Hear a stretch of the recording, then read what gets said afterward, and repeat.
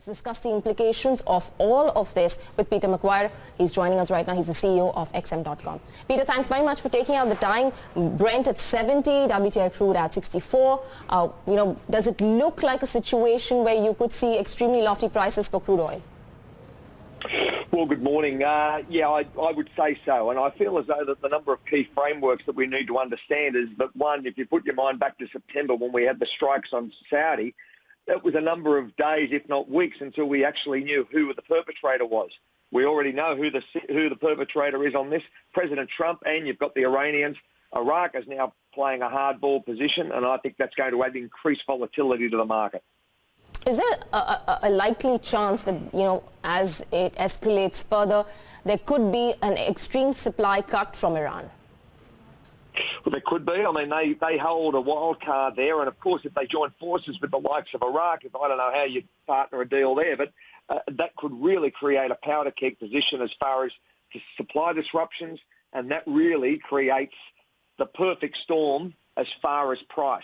So at the present time, it's well and truly bid up, and that's been demonstrated also in the gold market. And now you need to see where we're prepared to go over the next matter of 12 to 14 hours by the time New York comes fully into play tonight, and where the market trades and any repercussions from Iraq and Iran as well.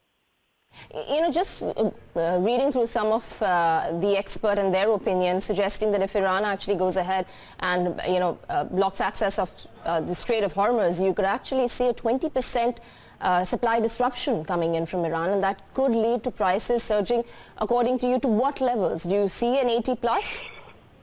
Well, first off, we've got nearly 24% of the globe's crude floating through the Strait of Hormuz. So if you take that supply out, or if something goes dramatically wrong with that supply, then the impact of price is going to be, significant. And I've been following the oil markets for, 35 years, and that creates the uncertainty. So if that's the powder keg, if you see that bottleneck through the Strait of Hormuz being supply disrupted, who knows what the price could hit. That's the reality of the factor. It can jump $10 or $15 in a matter of an hour or two on the market if you disrupt supply significantly.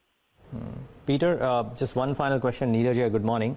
If this good morning de-escalates in some shape or form, which is not visible right now, would oil prices still hold, or do you believe that there could be some bit of a pullback as well, fundamentally? I think there'd be a pullback, but remembering that this is going to be a long drawn-out affair, because Iran's not going to sit on its hands, Niraj, quite simply because they've taken their number 3 man out, and I feel as though there'll be some form of retribution, and they're very vocal in that matter of Sure. mindset, and I feel as though you'll see something happen over the next week and a half to 2 weeks as far as the supply disruption. So yeah, I think it's a different framework this time round.